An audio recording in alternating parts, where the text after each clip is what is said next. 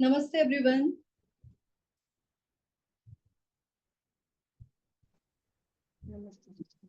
नमस्ते टीचर। नमस्ते। Please turn on your camera. Good evening ma'am. Good evening. Good evening. अरे नहीं तो देख ले। Am I audible and visible to everyone? Yes ma'am. Okay. So it's a request कि सभी अपने वीडियो ऑन कर लें, राइट? ताकि हमारा इंटरेक्शन अच्छे से हो सके।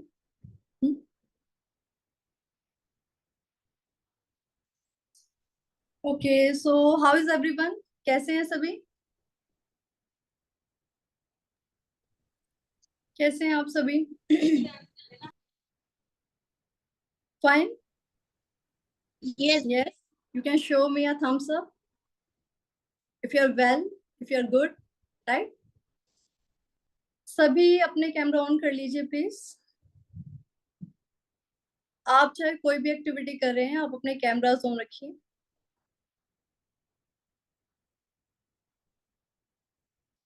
Okay, so I welcome you all to the very first Bhagavad session of E-Gurukul, right? आज आपका भगवत गीता का फर्स्ट सेशन है ई गुरुकुल में। कल आपका एक ओरिएंटेशन प्रोग्राम हुआ था, किस किसने अटेंड किया था? कल का ओरिएंटेशन प्रोग्राम किस किसने अटेंड किया था? Okay, nice. तो कल के ओरिएंटेशन प्रोग्राम में आपको हमारी जर्नी किस हिसाब से आगे चलने वाली है उसके बारे में ब्रीफ दिया गया था, राइट? कि हम कौन कौन से सब्जेक्ट्स पढ़ने वाले हैं, है ना? क्या हमारा कोर्स का डिजाइन है, सब कुछ आपको कल के ओरिएंटेशन प्रोग्राम में बताया गया था। एम आई राइट? यस। ओके, तो ई गुरुकुल का ये 6th बैच है और इसकी हमारी जो जर्नी है वो स्टार्ट हो रही है आज, यानी कि 5th मई। और मैं तो काफी एक्साइटेड हूँ एंड आई रियली होप कि आप सभी भी उतने एक्साइटेड होंगे जितना कि मैं। बेसिकली हम भगवत गीता के सेशंस को एक थीमेटिक स्टडी के अकॉर्डिंग लेकर चलेंगे। हम कुछ टॉपिक्स पिक करेंगे और उसी पर बेस्ड हम भगवत गीता को हमारे साथ आगे लेकर चलेंगे, right? Okay, so before starting our session, let me introduce myself. My name is Neha and I'm a teacher by profession. And apart from this, I have been serving in E-Gurukul since February 2025. तो मैं E-Gurukul से फरवरी से associate हूँ, okay? और रही बात आप सभी के इंट्रोडक्शन की, तो वो तो जैसे जैसे हमारी जर्नी आगे जाने वाली है तो सभी के साथ इंटरेक्शन होगा मेरा, कुछ क्वेश्चंस होंगे, कुछ आंसर्स होंगे, कुछ डाउट्स होंगे। तो आप सभी के नेम्स के साथ साथ आप सबके बारे में भी बहुत कुछ जानने को मिलेगा। Okay, Rudra Sharma showing me Bhagavad Gita as it is. Good. That's good. Okay. So अभी हमारे कितने participant? Okay, 30. Aaradhya ma'am, can we start the session? Yes, ma'am. Okay, fine. So kids, E-Gurukul, right? E-Gurukul एक ऐसा ऑनलाइन प्लेटफॉर्म है जो basically आपको एक ऐसी नॉलेज इम्पार्ट करेगा जो हमारे वैदिक स्क्रिप्चर्स पर बेस्ड होगी, राइट? जो टीचिंग्स, जो नॉलेज आपको स्कूल्स में प्रोवाइड नहीं की जाती, वो आपको यहाँ पे प्रोवाइड की जाएगी। और आपका ये सेशन 2 to 3 months के अराउंड रहेगा और बहुत कुछ आप सीखोगे, लाइक भगवत गीता, कथा और सदाचार एंड संस्कार, एंड योगा, भजन, संस्कृत और भी बहुत कुछ। बहुत सारी स्टोरीज ऐसे ऐसे आप सुनोगे जो हमें बताई जाती है कि मन घड़त है, मिथोलॉजिकल है, बट वो रियलिटी है, वो ट्रू है। तो काफी सारे एक्साइटेड सेशंस होने वाले अपकमिंग वीक्स में, अपकमिंग डेज में। और मैं आप सभी से यही रिक्वेस्ट भी करूंगी और यही होप भी करूंगी कि आप अपनी इस जर्नी को कंटिन्यू रखोगे, starting from today session till the end of this journey, right? Okay, जब हम कोई भी नया काम स्टार्ट करने जाते हैं तो हम सबसे पहले क्या करते हैं? Before starting any new work हम क्या करते हैं? कौन बताएगा मेरे को? Yes, Madhav Tripathi, yes.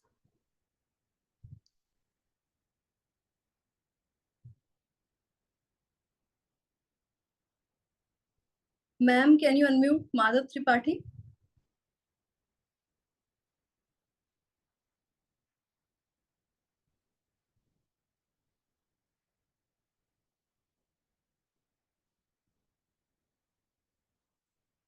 बेटा you can type in the chat box, आप चैट बॉक्स में लिख सकते हो। Unmute yourself Madhav Tripathi. हाँ मैम जी, मैम भी हम गणेश जी का मंत्र गाते हैं। हाँ बिल्कुल सही, हम भगवान जी को याद करते हैं ना। कोई भी नया काम स्टार्ट करने से पहले हम भगवान जी का आशीर्वाद लेते हैं बेसिकली, है ना। और हम गणेश जी का आशीर्वाद लेते हैं। गणेश जी का मंत्र पता है किसी को? Yes ma'am. ओके, कौन बताएगा मेरे को? नोट माधव त्रिपाठी, और किसी को पता है? किसको पता है? किसी को नहीं पता? यस, मैम वक्रतुंड महाकाय सूर्यकोटि संप्रभा सर्वकार्य निर्विघ्न देव सर्वकार्येषु सर्वदा। Okay, little bit mistake but fine, at least आपने ट्राई किया। इट्स वक्रतुंड महाकाय सूर्यकोटि समप्रभा निर्विघ्नं कुरु मे देव सर्व कार्येषु सर्वदा, राइट? तो हम भगवान का नाम लेके अपनी इस जर्नी को स्टार्ट करते हैं आज। ओके, हमारे इस क्लासरूम के कुछ रूल्स हैं जो मैं आप सभी को बताना चाहूंगी। जैसे कि आपकी ऑफलाइन क्लास के कुछ रूल्स होते हैं, ठीक वैसे ही इस ऑनलाइन क्लास के भी कुछ रूल्स हैं। वो ये है कि सबसे पहले अपना कैमरा ऑन करें, सभी के सभी जिनके अभी भी ऑन नहीं है। भवि, दिव्या, तमन्ना, पूजा सिंह। अब मैं एक एक का नाम लूंगी तो हमारा सेशन मेरे हिसाब से इसी में चला जाएगा, राइट? सो आप लोग समझदार हो, आप कोऑपरेट कर सकते हो, है ना? तो सभी अपने वीडियो ऑन करेंगे। नेक्स्ट रूल इज कि सेशन के दौरान आपके अगर कोई डाउट्स होते हैं तो आप क्या करोगे? आप उसको नोट डाउन करके रखोगे, because we will take the doubts at the end of the session. हम सेशन के एंड में डाउट्स लेंगे ताकि बीच में जो हमारा फ्लो है ना वो टूटे नहीं, ठीक है? और अगर कुछ ज्यादा अर्जेंट डाउट है तो आप उसको चैट बॉक्स में टाइप कर सकते हो। वहां पर एक कोऑर्डिनेटर मैम है, वो आपको असिस्ट करेगी आपका आंसर देने में, और अगर वो नहीं देते तो मैं दूंगी eight the end of the session, fine? और पूरे सेशन के दौरान आप म्यूट पे रहोगे, ठीक है? ताकि क्लास में कोई नॉइस ना हो, जैसे कि हमारा ऑफलाइन क्लासरूम में होता है। मैम क्या बोलती है, जब मैम लेक्चर देती है तो उन्हें कोई नॉइस पसंद नहीं होती, वो शांति से लेक्चर देती है और उसके एंड में वो डाउट्स लेती है, ठीक है? So kindly maintain the decorum of the class. हम सब अच्छे से स्टडी करेंगे, जो भी नॉलेज हम सीखने जा रहे हैं उसको अच्छे से सिंसियरली अटेंटिव होकर सुनेंगे, ठीक है? आपके जो भी डाउट्स हैं उसको हम एंड में लेंगे। और एक और इम्पोर्टेंट बात, अभी एट प्रेजेंट मेरे पास जितने भी नाम मुझे शो हो रहे हैं ना आपकी स्क्रीन पे, तो वो आप ही के नेम होने चाहिए, ठीक है? जूम पे जो भी नाम रिफ्लेक्ट हो रहा है वो आपका ही होना चाहिए, आपके पेरेंट्स का नहीं होना चाहिए, या फिर आपका कोई फोन का जो कभी कभी बच्चे क्या करते हैं, वीवो, ओप्पो, आईफोन, इसके नाम से वो डाल देते हैं। ऐसा नहीं होना चाहिए, क्योंकि अगर मैंने कोई क्वेश्चन किया और मैंने आपको कॉल आउट किया तो मैं आप ही के नाम को लेके कॉल आउट करूंगी ना, तो अगर उसमें कुछ प्रॉब्लम है तो आप उसको ठीक कर लेना। फाइन, ओके, ठीक है। अब अपने सेशन को स्टार्ट करते हैं विदाउट एनी फर्दर डिले। सो आप ई गुरुकुल में आए हो कुछ नई लर्निंग्स लेने, तो ई गुरुकुल मैंने अपने हिसाब से तो बता दी, ठीक है। अब इस ई गुरुकुल में जो ई है, द फर्स्ट लेटर ई, उसका क्या मीनिंग है, कौन बताएगा मुझे? क्या किसी को पता है? ई गुरुकुल में जो फर्स्ट लेटर है ई, वो क्या डिनोट करता है? You can type in the chat box please. जिस जिसको आता है वो चैट बॉक्स में टाइप करो फटाफट से, कम ऑन। चैट बॉक्स में टाइप करो ई से क्या समझते हो आप? जो हमारा एक टर्म है ई गुरुकुल, तो उसमें ई क्या स्पेसिफाई करता है?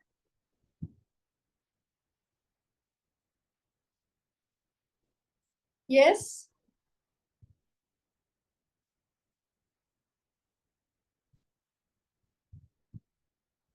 हाँ जी, किसी को नहीं पता? Electronic, okay, yes, E stands for electronic, right.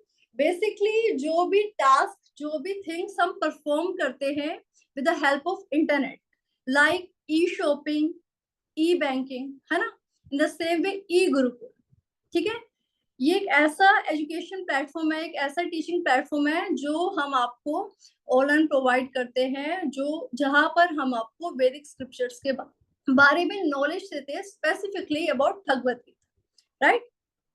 Okay, e Gurukul तो हम सबने समझ लिया। अब बात करते हैं गुरुकुल की। ओके, अब बात करेंगे हम गुरुकुल की। So what is Gurukul? किसी को पता है? Does anyone know about Guru? Okay, Yoshita and Dikshit. Ma'am, can you unmute Yoshita and Dikshit? बेटा म्यूट करो एक बार। मैम पाठशाला। पाठशाला, ओके। और कौन बताना चाहेगा मुझे व्हाट इज गुरुकुल?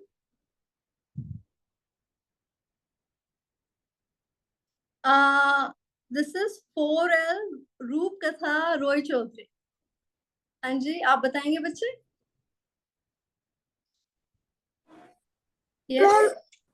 मैम पहले जो एजुकेशन सिस्टम था। फाइन, राइट, पहले जो एजुकेशन सिस्टम था, ठीक है। ओके, सो बेसिकली गुरुकुल क्या है? गुरुकुल एक ऐसा एंशिएंट एजुकेशन सिस्टम है जो कि वेदास की स्टडी पर आधारित था, ठीक है। एक ऐसा एजुकेशन सिस्टम जहां पर हम वेदों का ज्ञान लेते थे। Basically Gurukul is a term, अगर हम उसको स्प्लिट करें तो हमें दो वर्ड्स मिलते हैं। First is guru and second is kul, right. गुरुकुल को अगर हम स्प्लिट करें so we get two words, first is guru and second is kul. गुरु का मतलब टीचर एंड कुल का मतलब होम ऑफ द टीचर, ठीक है। दैट इज आश्रम। पहले के टाइम में गुरु और जहां पर गुरु रहते थे उसको हम क्या बोलते थे? आश्रम बोलते थे। तो गुरुकुल एक ऐसा एजुकेशन सिस्टम है जहां पर स्टूडेंट्स गुरु के साथ उनके आश्रम में रहते थे काफी सालों तक, ठीक है। वो कहाँ रहते थे? गुरुकुल में रहते थे, और उसी पूरी टर्म को गुरुकुल बोला गया है। गुरुकुल एक ऐसा एंशिएंट एजुकेशन सिस्टम था जहां पर हमारे जो गुरु होते थे वहीं पे उनके शिष्य उनके साथ रहते थे, काफी सालों तक रहते थे, और वहीं पर वो शिक्षा ग्रहण करते थे। अगर आज की हम बात करें तो आप सभी प्राइवेट स्कूल्स में पढ़ते होंगे, am I right? या कोई गुरुकुल में पढ़ता है? नहीं। अब आप बोल सकते हो कि हम गुरुकुल में पढ़ते हैं, क्योंकि ई गुरुकुल ही एक ऐसा सिस्टम है जो गुरुकुल की टीचिंग्स पर बेस्ड है। So now you can say yes ma'am, we can also study in gurukul, हम गुरुकुल में पढ़ते हैं। तो गुरुकुल मैंने क्या बताया, एक ऐसा सिस्टम था, एशियंट सिस्टम था, मतलब एक तरह से आप ये लगा लो जब से सतयुग था, जब से सृष्टि की रचना हुई थी तब से ये गुरुकुल का सिस्टम चला आ रहा था। तो गुरुकुल में क्या होता था, जो शिष्य होते थे वो गुरु के साथ उन्हीं के आश्रम में, उन्हीं के घर में रहते थे और वहीं पे वो शिक्षा ग्रहण करते थे।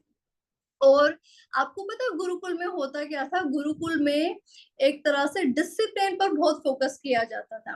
आज के स्कूल्स में भी डिसिप्लिन है, नो डाउट, बट क्या हम उस डिसिप्लिन को फॉलो करते हैं? यस और नो? यस और नो? अगर यस तो ऐसे, नो तो ऐसे। क्या हम कंप्लीटली डिसिप्लिन को फॉलो करते हैं? नहीं करते ना, कुछ ना कुछ शैतानी करते रहते हैं, है ना। बट गुरुकुल में ऐसा नहीं होता था। गुरुकुल में डिसिप्लिन को मतलब बहुत इंपॉर्टेंस दी जाती थी। शिष्य गुरु के साथ रहते थे और गुरु के आचरण से बहुत कुछ सीखते थे। आचरण का मतलब गुरु जैसा खुद को कंडक्ट करते थे, गुरु जैसा खुद को दिखाते थे, जैसा बिहेव करते थे, और वो सारी की सारी चीजें शिष्य गुरु से सीखते थे। ठीक है। और इसी के साथ साथ वहां पर क्या होता था, जो शिष्य होते थे वो गुरु की बहुत रिस्पेक्ट करते थे। अच्छा, आप में से कितने बच्चे हैं जो आज के टाइम में अपने टीचर्स की फुल रिस्पेक्ट करते हैं? How many of you respect your teachers completely? कौन कौन है? यस, ओके, काफी बच्चे हैं। ठीक है। तो गुरुकुल में क्या होता था, जो स्टूडेंट्स होते थे ना, जो शिष्य होते थे, अपने गुरु की बहुत रिस्पेक्ट करते थे और उनकी कही हुई सभी बातों को फॉलो करते थे। अगर गुरु ने कोई ऑर्डर दे दिया ना, तो वो उसको फॉलो करते थे, not because out of fear, डर की वजह से नहीं। क्यों? क्योंकि वो उनकी रिस्पेक्ट करते थे, वो उनका आदर करते थे। इस वजह से वो गुरु के सभी ऑर्डर्स को फॉलो करते थे। राइट? क्या इतनी बात सभी को क्लियर है? ओके। जैसे कि मैंने बताया, किसी का डाउट है तो उसको नोट कर ले, हम सेशन के एंड में उस डाउट को लेंगे। Fine, okay. और ये काफी एंशियंट सिस्टम रह चुका है और यहाँ पर मेनली फोकस जो किया जाता था वो वेदों की स्टडी पे, वेदों के अध्ययन पे किया जाता था। यहाँ पर जो शिष्य होते थे ना, जैसे आप लोग अपनी एनसीईआरटी बुक्स पढ़ते हो या प्राइवेट पब्लिशर्स की बुक पढ़ते हो, तो गुरुकुल में क्या होता था, जो शिष्य होते थे ना वो वेदों की पढ़ाई करते थे, वो वेदों का अध्ययन करते थे। क्यों? क्योंकि उसी पर बेस्ड वो अपनी पूरी दिनचर्या, अपना पूरा जीवन जिया करते थे। तो बहुत ही प्यारा सिस्टम था हमारे गुरुकुल का, बहुत ही अच्छा सिस्टम था। और इसी के साथ साथ जो हमारा गुरुकुल होता था ना, उसमें 2 तरह की ट्रेनिंग प्रोवाइड की जाती थी। कितनी तरह की? 2 तरह की। आप ये सभी चीजें जो मैं बता रही हूँ आप नोट कर सकते हो, आप अच्छे से सुनो अलर्ट होके, क्योंकि मैं बीच में क्रॉस क्वेश्चन जरूर करूंगी। ठीक है। तो 2 टाइप्स की ट्रेनिंग हमें गुरुकुल में मिलती थी। पहली ट्रेनिंग होती थी बेसिक ट्रेनिंग। अभी बेसिक ट्रेनिंग क्या है, कोई बताएगा? किसी को कोई थोड़ा बहुत आइडिया है? बेसिक ट्रेनिंग, यस, रूप कथा Roy Chaudhary, you can unmute yourself.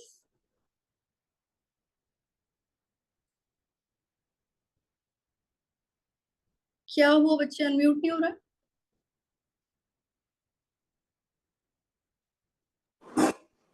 It was not.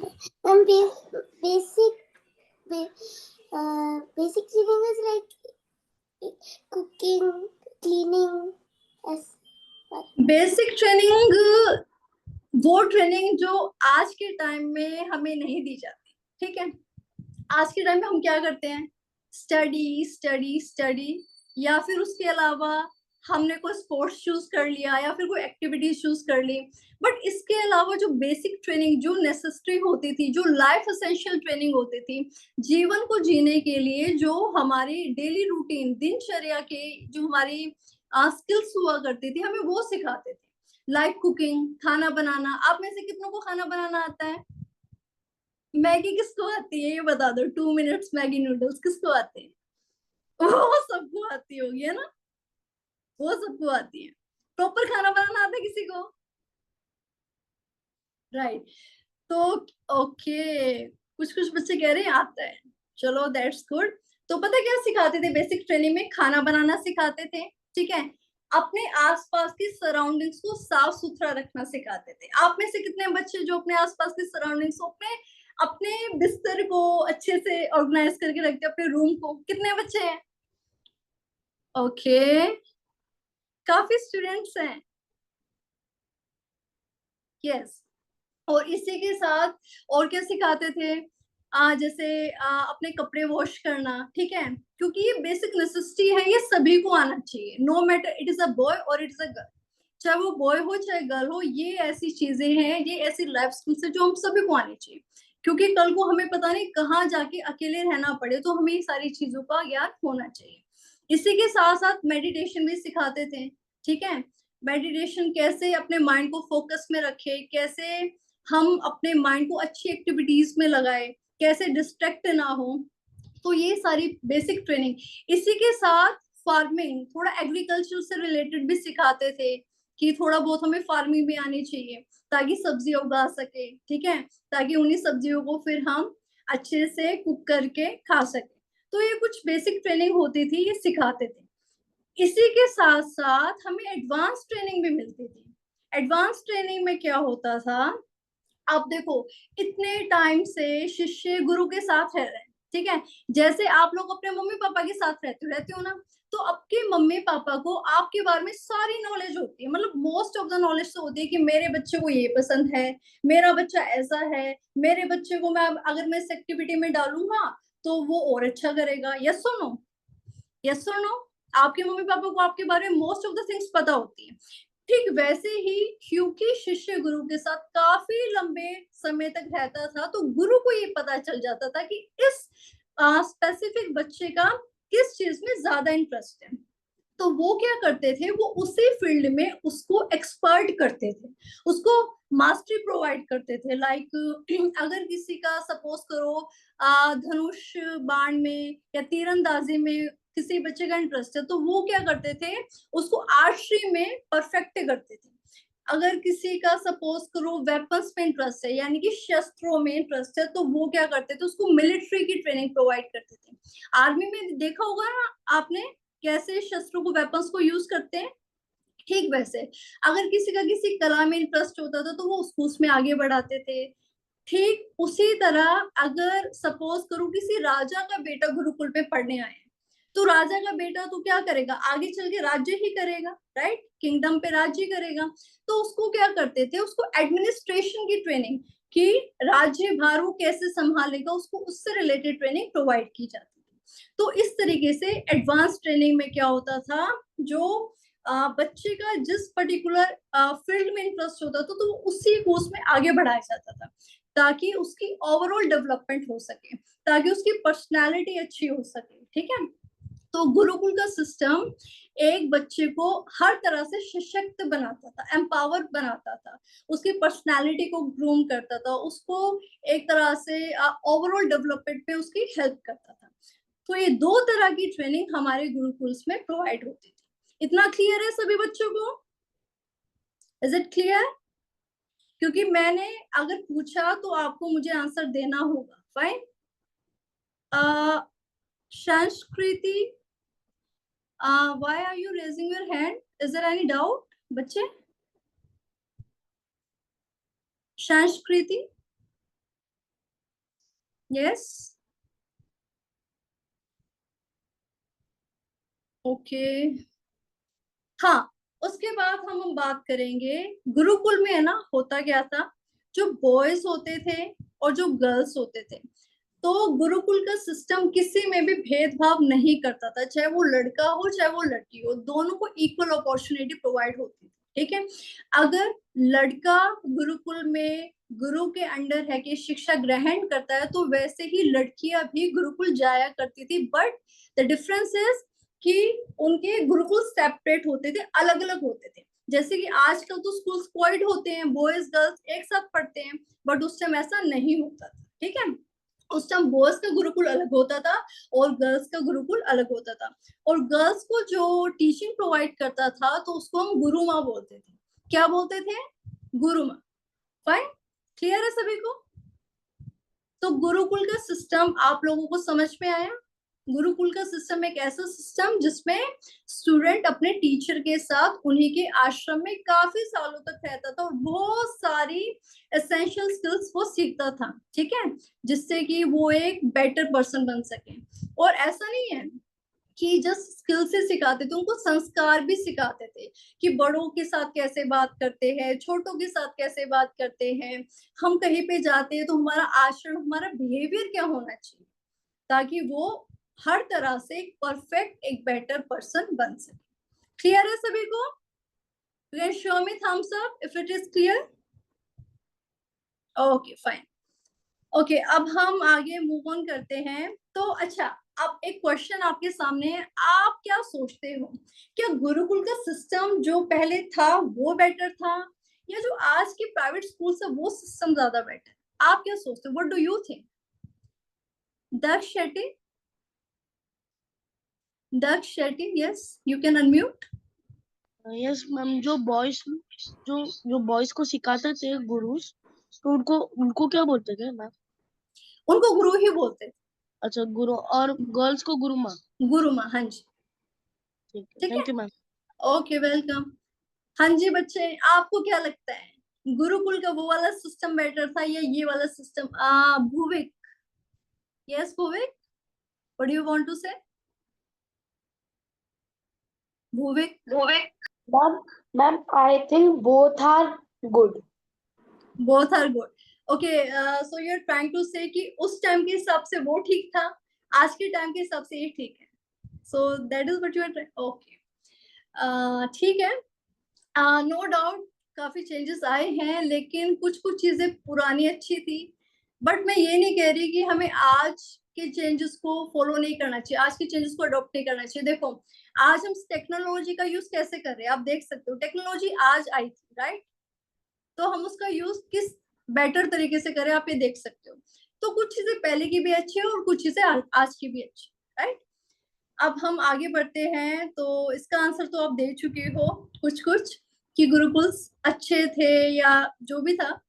अगर गुरुकुल्स अच्छे थे तो एक क्वेश्चन मेरा है आपसे कि क्या आज के टाइम में भी गुरुकुल एग्जिस्ट करते हैं इस ई गुरुकुल के अलावा? Do you think so? Exist करते हैं कहीं पे? है ई गुरुकुल का system? Divya, Divya, yes? Divya, yes ma'am, ma'am exist करते मैम, जैसे कि एक माता वैष्णो गुरुकुल है मैम, उसको मैम एग्जाम भी दिए थे। ओके, एग्जिस्ट करते हैं नो डाउट, बट उतने नंबर्स में एग्जिस्ट नहीं करते जितने नंबर्स में पहले करते थे। क्यों? पहले के युग में क्या था, हमारे गुरुकुल से हुआ करते थे। There was no private school और government school, there was no boarding school, ऐसा कोई सिस्टम नहीं था। गुरुकुल का सिस्टम होता था, ठीक है, अब भी है नो डाउट, बट उतनी क्वांटिटी में नहीं है जितनी क्वांटिटी में वो पहले हुआ करते थे, ठीक है, आप थोड़े कम हैं। और Vivek, you want to say something? Yes?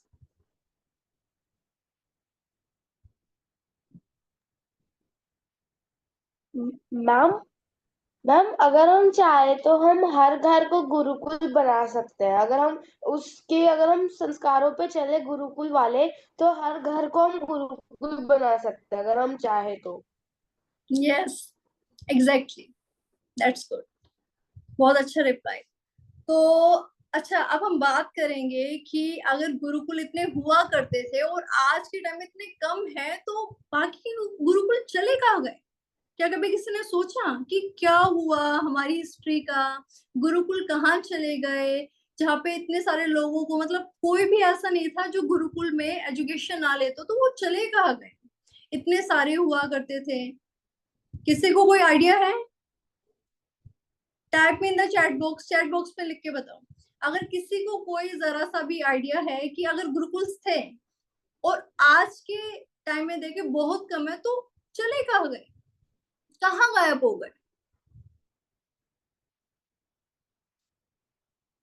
Okay, कुछ रिप्लाईज आ रहे हैं। तो बेसिकली पता है हुआ क्या, जो हमारा भारत देश है ना, अच्छा, भारत में रहना किस किस को पसंद है, किस किस को मतलब गर्व महसूस होता है कि मैं एक भारतीय हूँ? कौन कौन है? Hands, you can show me your hands. कि मैं एक भारतीय और मुझे बहुत प्राउड है इस चीज पे। मैं सेक्स की बात नहीं करी, हिंदू मुस्लिम नो, मैं एक भारतीय हूँ, बस उसकी बात करें, राइट। हाँ, तो हम भारत देश में रहते हैं, ठीक है। और शायद ही आपको पता होगा कि भारत को सोने की चिड़िया के नाम से जाना जाता था। किस किस को पता है? पता है? हाँ, तो भारत को सोने की चिड़िया कहा जाता था। क्यों? क्योंकि भारत एक बहुत ही समृद्ध, बहुत ही प्रोस्पेरस देश था, है, अभी भी है, नो डाउट, लेकिन उस वक्त भी सोने की चिड़िया कहा जाता था। क्यों? एक समृद्ध देश था, यहाँ पर किसी चीज की कोई कमी नहीं होती थी, चाहे वो संपत्ति हो, चाहे वो एजुकेशन हो, क्योंकि गुरुकुल सिस्टम थे, बहुत अच्छे, बहुत स्ट्रॉन्ग गुरुकुल सिस्टम थे, चाहे वो एग्रीकल्चर हो, चाहे वो अन्न हो, चाहे वो धन हो, किसी भी चीज की कोई कमी नहीं थी। और स्पेशली चाहे वो स्पिरिचुअलिटी हो, आध्यात्मिकता हो, उसकी भी कोई कमी नहीं थी। क्योंकि आपको पता होगा कि भारत को देवों की भूमि कहा जाता है। कहा जाता है, नहीं कहा जाता? किसी भी देश को देवों की भूमि नहीं कहा जाता। हमारा भारत सर्वश्रेष्ठ क्यों है? क्योंकि इसको देवों की भूमि कहा जाता है। यहाँ पे हमारे देवी देवता वास करते हैं, ठीक है। और हमारा भारत है ना, एक तरह से हर एक एस्पेक्ट में सेल्फ सफिशिएंट था, यानी कि आत्मनिर्भर था। और चूंकि वो आत्मनिर्भर था, वो बेस्ट था हर एक फील्ड में। तो इसको हम ऐसे देखते हैं कि सपोज करो आप में से कोई बच्चा, या आप सभी को हम मान के चलते हैं कि आप सभी स्टडी में बहुत इंटेलिजेंट हो और मतलब बहुत ही ज्यादा एक्टिव रहते हो, हर एक एक्टिविटी, ठीक है। आप है ना हर एक एस्पेक्ट में टॉप पे रहते हो। तो मुझे ये बताओ, अगर आप हर एक एस्पेक्ट पे टॉप पे रहते हो, तो क्या कोई आपका एनिमी होगा जो आपसे जेलस फील करता होगा? यस और नो? अगर आप हर एक चीज में टॉप कर रहे हो, होगा या नहीं होगा? ऑब्वियसली होगा। अगर हम हर एक चीज में बेस्ट हैं, तो हमारा कोई ना कोई एनिमी तो होगा, चाहे वो हमें पता हो, चाहे वो हमें ना पता हो। ठीक वैसे ही, क्योंकि भारत एक समृद्ध देश था, तो भारत के दो एनिमी थे। वैसे तो बहुत सारे थे, लेकिन हम गुरुकुल के कंटेक्स्ट में बात करें तो दो एनिमी थे। एक थे मुगल्स और एक थे ब्रिटिशर्स, राइट। मुगल्स, जो मुगल्स थे, उन्होंने क्या किया? उन्होंने भारत पे राज करने की सोची, भारत को कंट्रोल करने की सोची। और चूंकि भारत का एजुकेशन सिस्टम बहुत स्ट्रॉन्ग था, जिसकी वजह से लोग भी काफी नॉलेजेबल थे, उनको तोड़ना आसान नहीं था, उन पे राज करना आसान नहीं था। तो मुगल्स ने क्या किया? मुगल्स ने हमारे गुरुकुल सिस्टम को डिस्ट्रॉय करने की ठान ली, और उन्होंने भारत की बहुत ही बड़ी बड़ी यूनिवर्सिटीज को डिस्ट्रॉय कर दिया। यूनिवर्सिटी क्यों? क्योंकि उसमें वेदों का ज्ञान मिलता था, उसको डिस्ट्रॉय कर दिया। टेम्पल्स में स्पिरिचुअलिटी का ज्ञान मिलता था, टेम्पल्स को भी डिस्ट्रॉय कर दिया। तो एक तरह से उन्होंने क्या किया? उन्होंने इंडिया के रूट को, उनकी जड़ को उखाड़ने की सोची, और उन्होंने ऐसे करके यूनिवर्सिटीज को भी आग लगा दी, और यूनिवर्सिटीज में हमारे वेदों का ज्ञान छिपा था, तो जिसकी वजह से वो वेदों का ज्ञान भी लुप्त होता चला गया, गायब होता चला गया। तो मुगल्स ने इंडिया पे अटैक किया, उसकी यूनिवर्सिटीज को डिस्ट्रॉय किया और उसके टेम्पल्स को डिस्ट्रॉय कर दिया। ठीक है, इतना समझ में आया सभी को? यस और नो? ओके। उसके बाद क्या हुआ? अब थोड़ी बहुत जो कसर बची थी वो पूरी कर दी ब्रिटिशर्स ने। अब जैसे ही मुगल ये सारा काम कर करके गए, तो ब्रिटिशर्स आए। अब ब्रिटिशर्स ने क्या किया? हमारे इंडिया के एजुकेशन सिस्टम को ही बदलने की कोशिश करी, और उन्होंने एजुकेशन सिस्टम को लगभग बदल दिया। उन्होंने क्या किया? न्यू एजुकेशन पॉलिसी को लॉन्च किया, एक एजुकेशन पॉलिसी में चेंज लेकर आए, और उन्होंने क्या किया? वेस्टर्न एजुकेशन, वेस्टर्न फिलोसॉफी को हमारे इंडिया में डालने की कोशिश करी, हमारे इंडिया के एजुकेशन में सिस्टम में डालने की कोशिश करी। आप ना देख सकते हो, अगर हम इसको ऐसे समझते हैं, जैसे कि हमारे जो वेदास थे, उसमें संस्कृत लैंग्वेज का यूज होता था, उसमें श्लोक्स हुआ करते थे, ठीक है, उसमें मेन जो लैंग्वेज थी वो संस्कृत थी। पर जब ब्रिटिशर्स आए, तो उन्होंने पता क्या किया? उन्होंने संस्कृत लैंग्वेज को रिप्लेस कर दिया इंग्लिश लैंग्वेज से, और इंग्लिश को एक प्रेफरेंस बना दिया। अब सभी के स्कूल्स में ये जरूर बोला जाता होगा स्पीक इन इंग्लिश ओनली, और जो इंग्लिश में बात नहीं करेगा उस पे लगेगा फाइन, बोला जाता है ना। तो ब्रिटिशर्स ने क्या किया, ब्रिटिशर्स ने यही किया, इसके अलावा कुछ किया ही नहीं। और इसी के साथ जो हमारे वेदों का ज्ञान था ना, उन्होंने क्या किया, उसको मिस ट्रांसलेट किया, यानी कि जो एग्जैक्ट एक्यूरेट इंफॉर्मेशन वेदों की थी, उन्होंने लोगों को वो ना देकर उसमें अपना ही मिस इंटरप्रिटेशन कर दिया। उसी में उन्होंने क्या किया, कुछ गलत इंफॉर्मेशन आगे लोगों को पास ऑन कर दिया। तो उन्होंने वेदों को भी गलत कर दिया और उन्होंने नए एजुकेशन सिस्टम को भी लॉन्च कर दिया, जो कि बेस्ड था इंग्लिश के ऊपर। वहां पे तो पता क्या होता था, वहां पे तो ये होता था, उन्होंने ये तक बोल दिया था जिसको इंग्लिश आएगी उसी को जॉब मिलेगी। आज का सिस्टम भी यही है। अगर आप देखो, संस्कृत आप में से कितने बच्चों को आती है? How many of you know Sanskrit really well? पढ़ती पढ़ता पठंती किसको आता है? आता है किसी को? धातु रूप शब्द रूप सीखे है ना। पता है क्या, थोड़ा बहुत सीखा होगा, लेकिन संस्कृत में किसी की रुचि नहीं होगी। आप है ना उसको एज अ सब्जेक्ट पढ़ते हो। क्यों? रुचि तब होती जब स्टार्टिंग से आपको वो ज्ञान दिया जाता, वो ज्ञान नहीं दिया गया तो रुचि भी डेवलप नहीं हुई, है ना। तो ब्रिटिशर्स ने ऐसा किया, और इसी के साथ जो हमारा गुरुकुल का सिस्टम था वो धीरे धीरे धीरे धीरे वैनिश होता चला गया, गायब होता चला गया। ठीक है, इतना सभी को क्लियर है? हमने गुरुकुल के बारे में पढ़ा, गुरुकुल की ट्रेनिंग्स के बारे में पढ़ा, और गुरुकुल कहाँ गायब हुए, क्यों गायब हुए, हमने उसके बारे में पढ़ा। ठीक है, अब हम आगे बात करेंगे वेदों के बारे में। मैंने आपको बताया था गुरुकुल का मेन फोकस होता था वेदों की स्टडी पे। ठीक है, वेदों की शास्त्रों की स्टडी पे। तो मुझे कौन बच्चा ये बताएगा कि जिस वेद के बारे में हम बार बार बात करते जा रहे हैं वो वेद है क्या? What is Vedas? हिंदी में वेद बोलते हैं, इंग्लिश में Vedas, VEDAS। So do you know what are Vedas? Vedas क्या होते हैं, पता है किसी को? हाँ जी, किसको पता है वेदास क्या होते हैं? कौन बताना चाहेगा? योशिता एंड दीक्षित। यस बच्चे बताओ, क्या होता है वेदास? अनम्यूट कर, हाँ बोलो। 4 वेद होते हैं ma'am, 4 Yajurveda, Veda. Samaveda, Atharvaveda. Okay, that's very good. आपने वेदों की टाइप्स बताए हैं, बहुत अच्छी बात है, दैट्स गुड। और कोई बताना चाहेगा वेद होते क्या है एक्चुअल में? What are Veda? No, apart from Tamanna. Yes Tamanna, Tamanna you can unmute. Ma'am. Yes. Ma'am. These are actually the ancient manuscripts written by sages, which were compiled by Ved Vyas ji around 500 years ago. 500. 5,000. Sorry. Yes, yes. Okay, that's good. Really nice. Good. Okay, तो वेदास को है ना, हम अभी मुझे 2 बच्चों के response आए, दैट्स गुड, बहुत अच्छे से पता है बच्चों को। बट वेदास एक्चुअल में क्या होते हैं इसको भी हम एक एग्जाम्पल से समझें। ठीक है, अच्छा आप मुझे ये बताओ कि आप में से किसके घर में इलेक्ट्रॉनिक अप्लायंस होंगे? सभी के घर में होंगे। किचन में ओवन होता है, इंडक्शन कुकर होता है, राइट? सभी के घर में इलेक्ट्रॉनिक अप्लायंस होंगे।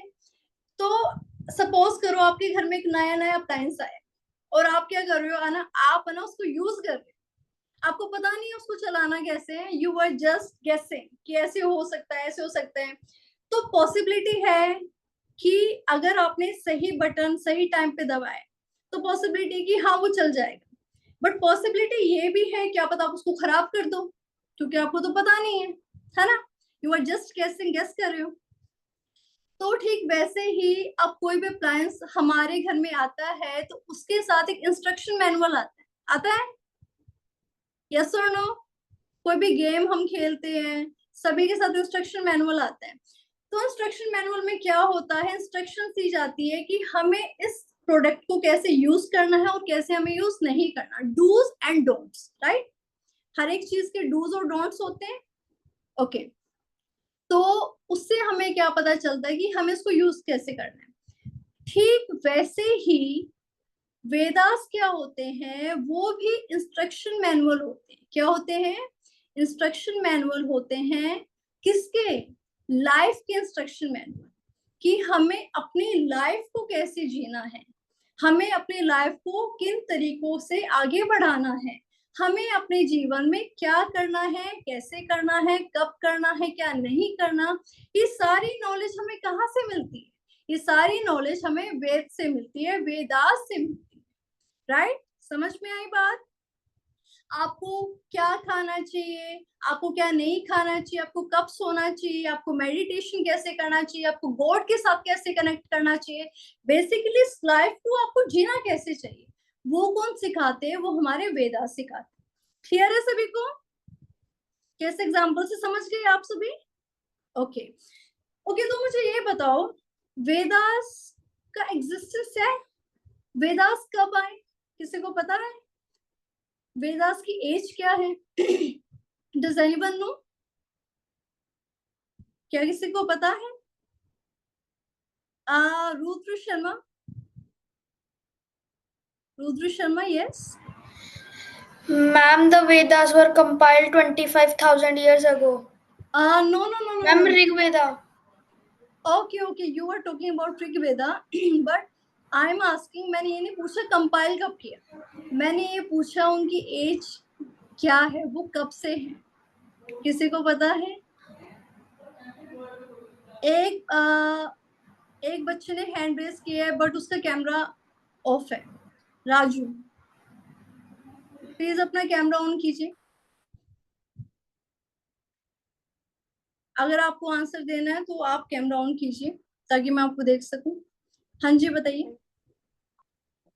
मैम वेदास 5,000 ईयर एगो थे, तब वो कलयुग के एज कंबाइन थे। वो सतयुग से है वेदास। ओके, वेदास सतयुग से है। ओके, ठीक है, that's good, nice responses. Okay, चलो मैं बताती हूँ, आप सबने ट्राई किया, अच्छा किया, क्लोज हो काफी, बट मैं बताती हूँ। सो बेसिकली वेदास हमारे कब से है? वेदास हमारे इटर्नल है, इटर्नल यानी हमेशा से है। जब से भगवान ने सृष्टि की रचना की है, वेदास सबसे है, ठीक है। तो ये जो बच्चे मुझे बता रहे थे कि कंपाइल तब किया, वो सही बता रहे थे, नो डाउट, बट वेदास का एग्जिस्टेंस कब से है? जब से भगवान है। श्री भगवान ने सबसे पहले वेद का ज्ञान ब्रह्मा जी को दिया। आप है ना इस लाइन को थोड़ा ध्यान से नोट करना, भगवान ने सबसे पहले ये ज्ञान ब्रह्मा जी को दिया। ब्रह्मा जी सब जानते हैं, ब्रह्मा विष्णु महेश, यस, सबने सुना ब्रह्मा जी का नाम। उसके बाद ब्रह्मा जी ने वो ज्ञान दिया नारद मुनि। नारद मुनि जो हमेशा भगवान का नाम लेते हैं, नारायण नारायण, सुना है सभी ने, है ना। तो ब्रह्मा जी से वो ज्ञान आया नारद मुनि के पास। देन नारद मुनि ने वो ज्ञान अपने शिष्य को दिया, जो कि थे वेद व्यास जी, जिन्होंने महाभारत की भी रचना की है, ठीक है। तो भगवान ने किसको दिया? ब्रह्मा जी को। ब्रह्मा जी से वो ज्ञान आया नारद मुनि के पास, नारद मुनि से वो ज्ञान आया वेद व्यास जी के पास, ठीक है। तो ये गुरु परंपरा कहते हैं इसको। गुरु ने अपने शिष्य को दिया ज्ञान, फिर उस शिष्य वो जो शिष्य थे वो गुरु बने, फिर उनके शिष्य, उन्होंने अपने शिष्य को ज्ञान दिया। लाइक अब देखो, मैं अगर आपको टीच कर रही हूँ तो मेरा भी कोई गुरु रहा होगा, सिंपल सी बात है। मैं मम्मी के पेट से निकल के मैंने टीचिंग शुरू नहीं करी होगी, है ना। तो ठीक वैसे ही ये गुरु शिष्य की परंपरा चलती आ रही है। तो वेदों का ज्ञान कब से है? जब से भगवान है, इटर्नल है वेद, ठीक है। और उस टाइम पता क्या होता था, जब गुरुकुल के सिस्टम से सतयुग में, उस टाइम क्या होता था, जो वहां के उस टाइम लोग हुआ करते थे ना, तो उनकी जो मेमोरी होती थी वो बहुत शार्प होती थी। वहां पे उस युग में इंफॉर्मेशन कैसे पास ऑन होती थी पता है आपको? जैसे मेरे गुरु ने मुझे इंफॉर्मेशन ऑरली दी तो वो मेरे माइंड में रहती थी हमेशा, और फिर मैं उसको आगे पास ऑन कर देती थी। ये बात है सतयुग की। लेकिन आज के युग में, जिस युग में आज हम रह रहे हैं, दैट इज कलयुग, तो कलयुग में हमारी मेमोरी इतनी शार्प नहीं है। I am very much sure, अगर आप मेरे इन पॉइंट्स को नोट नहीं करें ना तो आप 2 दिन में ये बातें भूल जाओगे। मैं 2 दिन बाद पूछूंगी ना आपने क्या पढ़ा, तो आपको वो इतने अच्छे से याद नहीं होगा। इनफैक्ट अगर आपसे कोई ये पूछे कि आपने परसों क्या खाना खाया था या कल क्या खाना खाया था, तो उसमें भी आपको सोचने में टाइम लगता है, ठीक है? क्योंकि ये कलयुग का असर है कि हमारी मेमोरी आपको उतनी शार्प नहीं रही। तो इसी वजह से जो हमारे वेद व्यास जी थे ना, उन्होंने पता है क्या किया? उन्होंने वेदास को कंपाइल किया, उन्होंने उसको एक बुक फॉर्म में लिखा हम जैसे लोगों के लिए, ताकि हमें इस युग में उन वेदों से, उन बुक से हमें हेल्प मिल सके, ठीक है? और उन वेदास की टीचिंग्स को हम अपनी लाइफ में अप्लाई कर सके। क्या ये बात सभी को क्लियर है? यस। कंपाइल हुए 5000 ईयर्स अगो, यानी कि 5000 साल पहले। लेकिन अगर आपसे कोई वेदों की एज पूछेगा ना, तो आप क्या बोलोगे? That they are eternal. जब से भगवान है, जब से सृष्टि है, तब से है वे, ठीक है? लेकिन अगर कोई ये पूछे कंपाइल कब हुए थे, तो कंपाइल हुए थे लगभग 5000 साल पहले। क्लियर है सभी को? Yes, okay. Is it clear to everyone? मुझे थम्स अप नहीं दिख रहे हैं। अगर आपको ये बात क्लियर है, थम्स अप। Okay fine. उसके बाद आगे बढ़ते हैं। अच्छा मुझे ये बताओ, मैंने आपको बताया कि गुरुकुल में है ना वेदों पे बहुत ध्यान दिया जाता था, तो वेदास हमारे इम्पोर्टेंट क्यों थे? वो क्यों इतने यूनिक थे कि गुरुकुल में हम वेदों की स्टडी करते थे और कुछ नहीं इतना पढ़ते थे? ऐसा क्यों? Now I will tell you about the significance of Vedas. Vedas के इम्पोर्टेंस के बारे में हम बात करेंगे। तो आपको पता है वेदों में क्या होता था? हमारे वेदों में ना फ्यूचर को लेके प्रिडिक्शंस की गई थी। हमारे वेदों में हर एक तरह की नॉलेज, हर एक तरह का ज्ञान विद्यमान है। कब क्या होना है, किस वक्त होना है, कैसे होना, हर एक नॉलेज आपको वेदों में गिवन है। तो वेदों में है ना ये भी बताया गया था कि गौतम बुद्ध यानी कि लॉर्ड बुद्ध कब आएंगे सृष्टि पर। तो जब लॉर्ड बुद्ध आए तो वो नॉलेज भी एक्यूरेट थी, उसी टाइम पर आए थे जिस टाइम पे वेदा ने वो प्रिडिक्ट किया था। उसके बाद चाणक्य पंडित कब आएंगे, इसके बारे में भी हमारी प्रिडिक्शन थी वेदास में। उसके बाद आयुर्वेद। आयुर्वेद जानते हो ना आप? आयुर्वेद के बारे में, आयुर्वेद के बारे में जानते हो बच्चों? यस। तो उसका जिक्र भी हमारे किसमें गिवन था? हमारे वेदों में गिवन था। और साथ ही साथ कल की अवतार, कल की अवतार के बारे में आपने सुना है? यस। कल की अवतार के बारे में एक प्रिडिक्शन है कि जब घोर कलयुग आएगा तो कल की अवतार आएंगे। भगवान का ही एक अवतार होगा कल्कि के नाम से। इसके बारे में भी प्रिडिक्शन दे रखी है। और साथ ही साथ, अच्छा आप मुझे ये बताओ, जो हमारा एयरप्लेन होता है वो किसने इन्वेंट किया है? किसको पता है? पता है किसी को? हमारा जीके में गिवन होता है भावना। यस, भावना।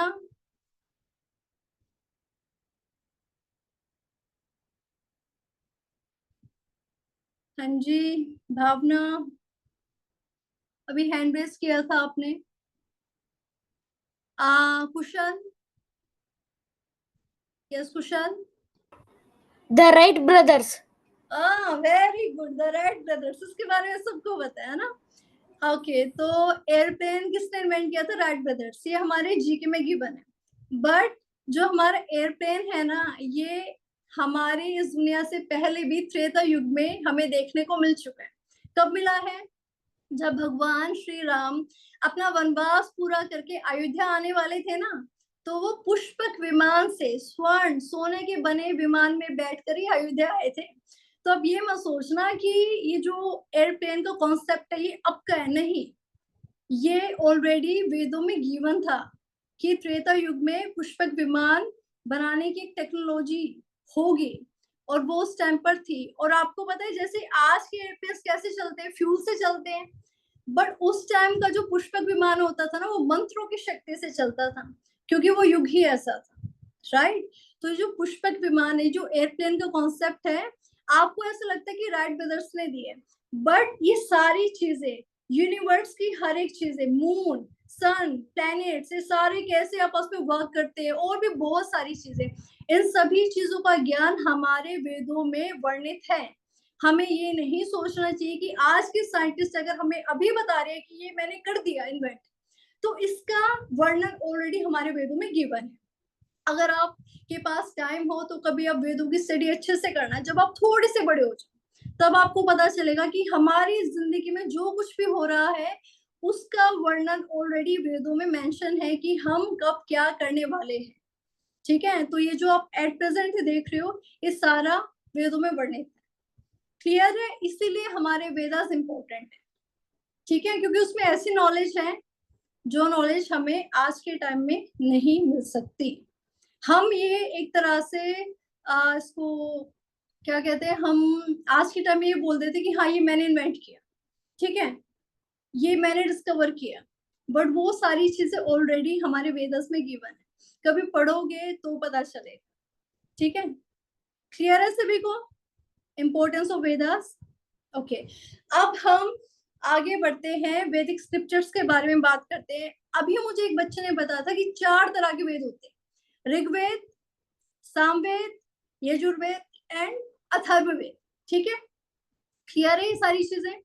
और इसके अलावा हमारे और भी कई तरह के वैदिक स्क्रिप्चर्स होते हैं, उसके बारे में हम देखेंगे एक बार फटाफट से। आप देखो टाइप्स ऑफ वैदिक स्क्रिप्चर्स, जिसमें हमारा गिवन है, जो हमारे उपनिषद होते हैं वो होते हैं 108, हमारे पुराण वो कितने हैं 18, 4 वेद होते हैं जिसके बारे में मैंने बता दिया, और 2 हमारे एपिक होते हैं, that is Ramayana and Mahabharata, ठीक है। तो इन सभी को मिला के हमारा वैदिक स्क्रिप्चर्स डिफाइन होता है। दोहास, यस, you can unmute. हाँ, yes, you can unmute. Miss Upanishad क्या होता है? उपनिषद में जैसे हमारे वेदास के हमारे टाइप होते हैं, उपनिषद में नॉलेज होती है, बहुत तरह की नॉलेज होती है, ठीक है। मतलब जैसे कि हम इसको ऐसे लेके चल सकते हैं, जैसे कि मैंने वेदास में बताया कि वेदों में ज्ञान होता है जीवन को जीने का, राइट। तो उपनिषद में भी हमारे डिफरेंट डिफरेंट फील्ड से रिलेटेड नॉलेज होती है। तो उपनिषद बेसिकली कंटेन्स नॉलेज, ठीक है। अब वो नॉलेज बहुत प्रकार की होती है, उसके लिए आपको उसको थोड़ा रीड आउट करना पड़ेगा, और वो भी 108 होते, एक नहीं होते। हर एक उपनिषद में आपको अलग अलग लेवल की नॉलेज, अलग अलग टाइप की नॉलेज मिलेगी, फाइन। और इसके बाद अगर हम बात करें, जैसे कि मैं एक और बात करती हूँ, हमारे उपनिषद में क्या है, हमारे उपनिषद में होता है ज्ञान, नॉलेज, ठीक है। और वही हमारे पुराण, जो हमारे पुराण आप 18 देख रहे हो, पुराणों में क्या होती है, पुराणों में हमारी स्टोरीज होती है, कथा होती है। अच्छा, ध्रुव महाराज की स्टोरी किसी ने सुनी है? कथा सुनी है ध्रुव महाराज की? सुनी है? प्रहलाद महाराज की सुनी है ना? तो ये सारी कथाएं कहाँ पर है? ये सारी कथाएं हमारे श्रीमद् भागवत पुराण में। तो ऐसे ऐसे हमारे 18 पुराण होते हैं, और इन पुराणों में हमारे सिर्फ कथाएं होती है, और उपनिषद में हमारी क्या होती है, नॉलेज होती है। क्लियर है? ओके, अब हम बात करते हैं, अच्छा रामायण के बारे में सभी जानते हैं, राम जी की जीवनी, है ना, कैसे उनको वनवास हुआ, कैसे फिर वो अयोध्या फिर से लौटे, कैसे उन्होंने रावण को मारा। अच्छा, रामायण के ऑथर कौन है? रामायण किसने लिखी है, कौन बताएगा? Type in the chat box में टाइप करो, क्योंकि हाथ बहुत सारे रेज हो रहे हैं, मैं सबको तो कैसे चांस दूं अभी। Type in the chat box if you know the author of Ramayana, fast type in the chat box, fast, yes.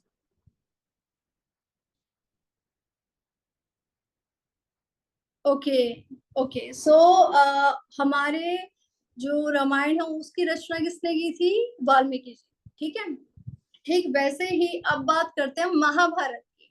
Mahabharat की रचना किसने की थी? वेद व्यास जी ने, है ना, जिन्होंने वेदों को कंपाइल किया था लगभग 5000 साल पहले, यस, हाँ वेद व्यास। ओके, तो अब हम अगर महाभारत की बात करें तो महाभारत क्या है? आप महाभारत से क्या समझते हो? Vaibhavi, do you no?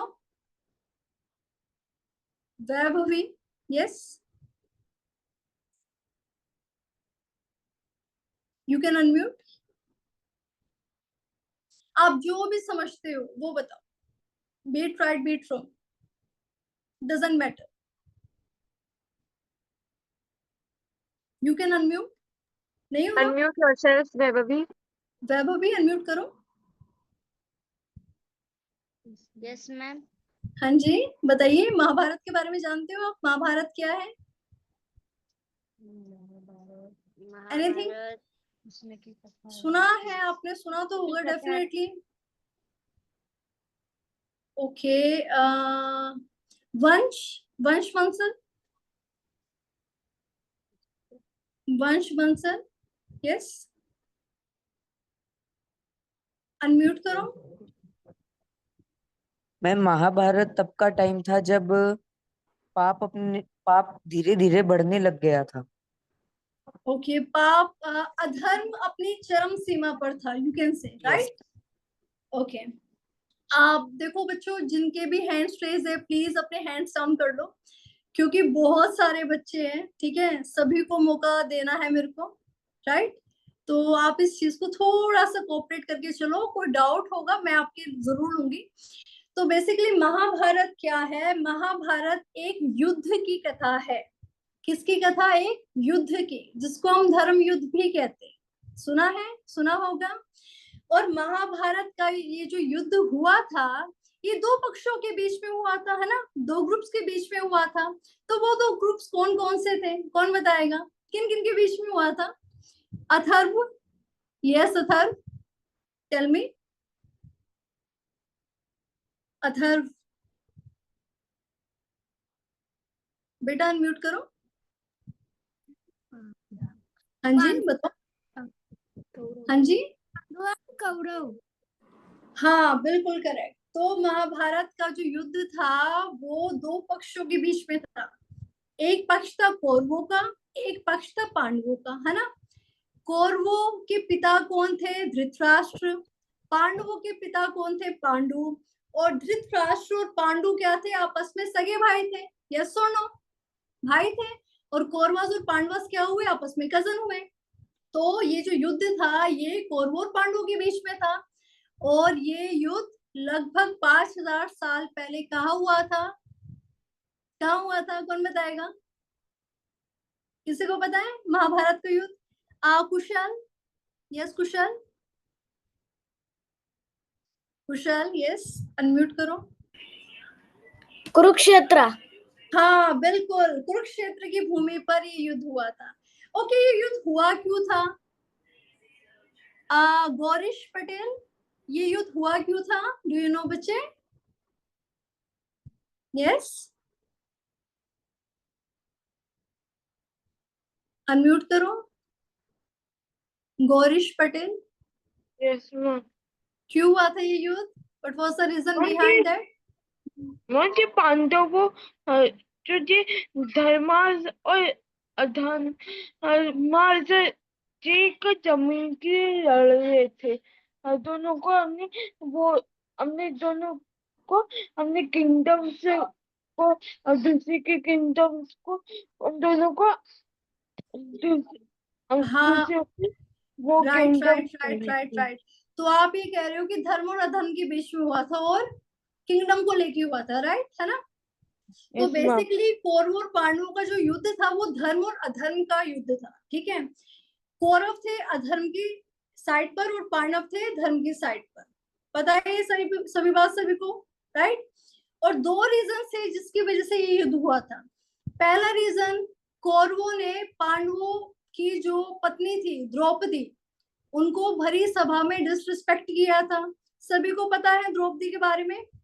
और दूसरा रीजन था, जो हस्तिनापुर का किंगडम था ना, तो वो था क्या कि कौरव है ना वो पांडवों को देना नहीं चाहते थे, और जबकि हस्तिनापुर का जो किंगडम था वो इक्वली डिवाइड होना चाहिए था। बट क्योंकि कौरव मना कर रहे थे पांडवों को देने से, तो उन्होंने क्या किया, उन्होंने कहा कि अगर तुम ऐसे नहीं मानोगे तो हमें युद्ध करना पड़ेगा। और जबकि उन्होंने शांति से भी मनाने की कोशिश की थी, बट वो मान ही नहीं रहे थे। तो अब जब शांति ही काम नहीं आएगी तो युद्ध तो करना पड़ेगा, है ना। वेदांत शेट्टी, कुछ बोलना बच्चे? यस वेदांत।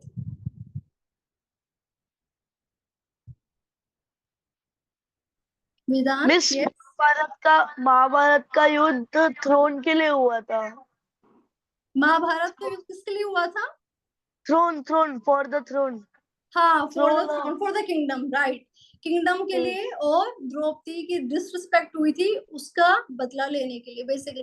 बदला नहीं, क्यों? क्योंकि विमेन को डिसरिस्पेक्ट करना एक अधर्म होता है, तो हम अधर्म के खिलाफ युद्ध लड़ रहे थे वहां पर। अब अगर आप देखो ना, पर्सनल रंजिश नहीं थी, वो धर्म और अधर्म की लड़ाई थी, ठीक है। विमेन को डिसरिस्पेक्ट नहीं करना चाहिए, ठीक है। तो जब ये लड़ाई हुई थी, तो पता है क्या, 5000 साल पहले ये लड़ाई हुई थी कुरुक्षेत्र की भूमि पर, ठीक है। और जब ये लड़ाई फाइनल हो चुकी थी, युद्ध क्षेत्र में दोनों पक्ष आ चुके थे, उसके बाद क्या हुआ था, सेनाएं आ चुकी थी, एक प्रॉपर टाइम मिल चुका था, एक प्रॉपर प्लेस डिसाइड हो गया था, सब कुछ डिसाइड हो गया था। तो फिर क्या हुआ था, जब सब इकट्ठे हो गए थे उस युद्ध भूमि में, तो जो 5 पांडव थे, उनमें से जो सर्वश्रेष्ठ धनुर्धर पांडव थे, जो कि थे अर्जुन, तो उनके मन में पता नहीं क्या शंकाएं आई, क्या कंफ्यूजन्स आई, कि वो युद्ध करने से मना करने लगे, है ना। वो युद्ध करने से मना करने लगे। अब तक तो तैयार थे, लेकिन एट द एंड मोमेंट पे पता नहीं उनके माइंड में क्या आया, क्या डाउट्स आए, तो वो क्या बोले कि मैं युद्ध नहीं लड़ूं।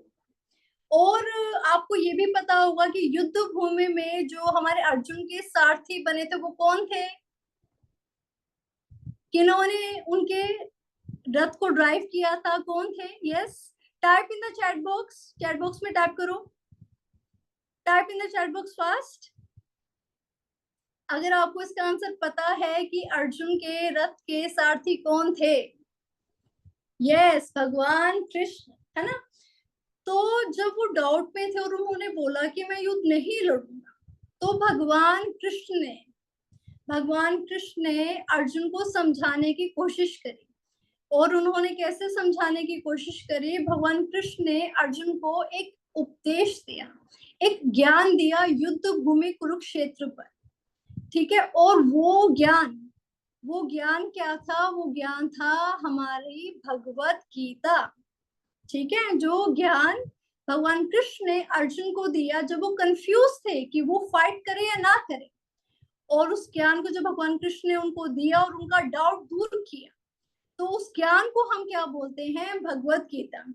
भगवत गीता का मीनिंग है भगवान के द्वारा गाया हुआ गीत।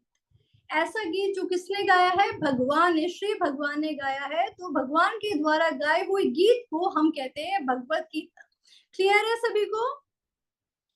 और अच्छा, ये डाउट क्यों आया मन में, क्यों वो मना कर रहे थे, ये हम कवर करेंगे अगले सेशन में, ठीक है। उसके लिए थोड़ा सा इंतजार करो। काफी बच्चों को पता होगा, लेकिन हम उसको अच्छे से डिस्कस करेंगे भगवत गीता के श्लोक्स के बेसिस पर। फाइन। यस भूविक, बोलना है कुछ आपको? बहुत टाइम से आप हैंड रेस कर रहे हो, बोलो। मैम, भगवान श्री कृष्ण ने बेटा योर वॉइस इज ट्रैकिंग, आवाज गीता सिर्फ 45 मिनट्स में बोल। मैम श्री भगवान कृष्ण ने भगवत गीता सिर्फ 45 मिनट्स में बोली थी। बिल्कुल 45 मिनट्स में बोली थी। और बेसिकली भगवान कृष्ण ने वो ज्ञान अर्जुन को नहीं दिया, अर्जुन के माध्यम से वो ज्ञान उन्होंने हम सभी को दिया, राइट। आप ये मत सोचो कि भगवत गीता का ज्ञान अर्जुन के लिए, नहीं, वो हम सभी के लिए। और भगवत गीता में हमारे टोटल कितने चैप्टर्स हैं? हमारे 18 चैप्टर्स हैं। कितने चैप्टर्स? 18 चैप्टर्स। और श्लोक्स कितने हमारे भगवत गीता में? 700 श्लोक्स। आप नोट डाउन कर सकते हो। वैसे आपको पीपीटी या पीडीएफ मिल जाएगी, लेकिन आप नोट करना चाहो आप नोट कर सकते हो, ठीक है। बिल्कुल जो भूविक के पास है, ठीक वैसे ही 18 चैप्टर्स, 700 श्लोक्स। अब अगर इस श्लोक्स की कैटेगराइजेशन करें, इसको बाइफरकेट करें हम, तो भगवान कृष्ण ने कितने श्लोक्स बोले थे, पता है किसी को? अगर किसी को पता है चैट बॉक्स में टाइप करो। अगर आपको पता है कि भगवान श्री कृष्ण ने कितने श्लोक बोले थे तो आप चैट बॉक्स में टाइप करो, पता है? ओके, मैं बताती हूँ। 574 भगवान कृष्ण ने 574 श्लोक बोले थे। और भगवान कृष्ण के अलावा उस कन्वर्सेशन में वो जो ज्ञान की बातचीत हो रही थी, वो जो ज्ञान का आदान प्रदान हो रहा था कृष्ण और अर्जुन के बीच में, अर्जुन ने कितने श्लोक बोले थे? अर्जुन ने बोले थे 84 श्लोक। आप नोट कर सकते हो, अर्जुन ने बोले थे 84 श्लोक। उसी के साथ साथ भगवत गीता में हमारे 2 कैरेक्टर्स और हैं। One is Dhritarashtra, the father of Kauravas, and the second one is Sanjay. Sanjay कौन थे? संजय थे हमारे धृतराष्ट्र के पर्सनल असिस्टेंट, उनके सेक्रेटरी थे बेसिकली। और संजय ने कितने श्लोक बोले थे? संजय ने बोले थे 41 श्लोक। कितने श्लोक? 41। एंड धृतराष्ट्र जो हमारा एक तरह से जिन्होंने भगवत गीता को शुरू किया, भगवत गीता उन्हीं के श्लोक से स्टार्ट होती है। तो धृतराष्ट्र ने कितने श्लोक बोले? 1 श्लोक, ओनली 1 श्लोक। तो 700 को हमने कैसे डिवाइड किया? 574 बाय भगवान Krishna, right, 84 by Arjuna, 41 by Sanjay and 1 by Dhritarashtra. अगर आप सभी का सम टोटल करोगे then it will be 700। Clear है ये सारी बात सभी को? ओके, आपको ये छोटी छोटी चीजों का ध्यान रखना पड़ेगा, क्योंकि टेस्ट में जो आपके संडेज को टेस्ट हुआ करेंगे ना, उसमें छोटी छोटी चीजें आपसे पूछी जाएंगी। Fine, so that was all about today's session. आज के सेशन में सिर्फ इतना ही था। कल से हम भगवत गीता के बेस, भगवत गीता का बेस हमने आज स्टार्ट कर लिया। कल से हम भगवत गीता को एक थीमेटिक स्टडी के तौर पे स्टार्ट करेंगे। हम क्या करेंगे? टॉपिक्स लेंगे, उनको भगवत गीता के श्लोक से रिसाइट करते हुए उसके मीनिंग को हम सीखें। ठीक है, तो हम इस तरीके से अपने भगवत गीता को लेकर चलेंगे। आज है ना, एक तरह से आप ये लगा लो एक बैकग्राउंड स्टोरी थी। हमने एक बैकग्राउंड थोड़ा सा बनाया है आगे के लिए। ठीक है, Kushal, yes, you want to say something? So बच्चे अगर किसी के डाउट्स है वो अपने हैंड्स रेज कर सकते हैं। हम फटाफट से डाउट्स लेने की कोशिश करेंगे। कुशाल, यस। हरे कृष्णा मैम। हरे कृष्णा मैम, वो धृतराष्ट्र जो है ना मैम, वो सिर्फ एक ही श्लोक क्यों बोला है उसने? वो उन्होंने एक श्लोक क्यों बोला? देखो, धृतराष्ट्र जो थे वो आपको पता है वो देख नहीं सकते थे, राइट? वो देख नहीं सकते थे, तो वो अपने किंगडम में हस्तिनापुर में थे। ठीक है, और उन्हीं के पास उनके एक सेक्रेटरी थे संजय, ठीक है, जिनको हमारे वेद व्यास जी ने एक शक्ति दी थी। क्या शक्ति दी थी? कि वो एक तरह से डिवाइन आईज दी थी उनको, कि डिवाइन विजन दिया था कि वो चीज भी देख सकते हैं जो उनसे काफी दूर है। यानी कि हस्तिनापुर में बैठे बैठे उनको दिव्य दृष्टि मिली थी कि वो कुरुक्षेत्र के युद्ध को देख सकते थे।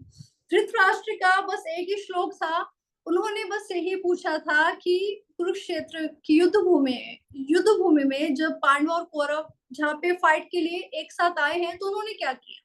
बस एक ही श्लोक था, क्योंकि उसके बाद जो कॉन्वर्सेशन थी वो मेन कॉन्वर्सेशन थी अर्जुन और कृष्णा के बीच में, right? So Bhagavad Gita is all about Krishna and Arjun. उन्होंने क्वेश्चन किया, तो उसके बाद जो हमारा पूरी जर्नी चलती है वो कृष्ण और अर्जुना की चलती है। तो स्टार्टिंग में बस एक ही था, क्यों? क्योंकि वो बस ये जानना चाहते थे। इसके अलावा उनके पास ये लगा लो उनको जो ज्ञान मिला तो वो उस ज्ञान को सुनते रहे। उसके बाद उनके पास कुछ पूछने को नहीं था, क्योंकि उन्हें ये पता था कि जहाँ पे कृष्ण है वहां पे मतलब धर्म की जीत होगी। तो इस वजह से उनके पास पूछने के लिए कुछ नहीं था। उनको पता था पांडव ही जीतेंगे, क्योंकि वो धर्म की साइड पे थे। तो इस वजह से उन्होंने बोल दिया था कि चलो ठीक है, यही मेरा क्वेश्चन है, इसी के बारे में मुझे जानना था। फाइन, ओके, अब जिसके भी डाउट्स रह गए हैं ना वो अपने कोऑर्डिनेटर मैम को मैसेज भेज सकते हैं, मैम आपको रिप्लाई कर देंगे। हाँ sure. Already 8:41 we have to end the session. Okay, so thank you for joining today's session. आज का सेशन हमें यहीं पे एंड करना होगा। अगर आपको कुछ डाउट्स है आप कोऑर्डिनेटर मैम को मैसेज करें व्हाट्सएप पे, और अगर उसमें भी आपके आंसर्स नहीं मिलते तो हम उसको नेक्स्ट सेशन में यानी कि कल उसको ले लेंगे। क्लियर है? आज का सेशन सभी को अच्छा लगा? पहले मुझे ये बताओ, क्या आपने कुछ अलग सीखा? थोड़ा बहुत, कम ज्यादा, कुछ ऐसा सीखा जो आपको स्कूल लाइफ में इतना नहीं सिखाया जाता? अच्छा लगा आपको आज का session? You like the session? Okay, great. So आज एक तरह से मैं देख लेती हूँ, आज जितने पार्टिसिपेंट्स है ना, इससे ज्यादा होने चाहिए, इससे कम नहीं होने चाहिए। ठीक है? डेली क्लासेस अटेंड करनी है, अच्छे से इस जर्नी को कंटिन्यू करना है। फाइन? मैम यस, कौन बोल रहे हैं? किसने बोला है? हाँ जी। तो आज के सेशन को हम यहीं पे एंड करते हैं। ठीक है? कल मैं आपसे फिर एक नए सेशन के साथ मिलूंगी। And thank you for joining the session. आपके डाउट्स कोऑर्डिनेटर मैम को मैसेज करें, वो मेरे को बता देंगे, then I will reply. Clear नहीं होंगे everyone. सेशन में complete. Okay, Thank you for नमस्ते joining. Everyone, thank you so much for joining the session.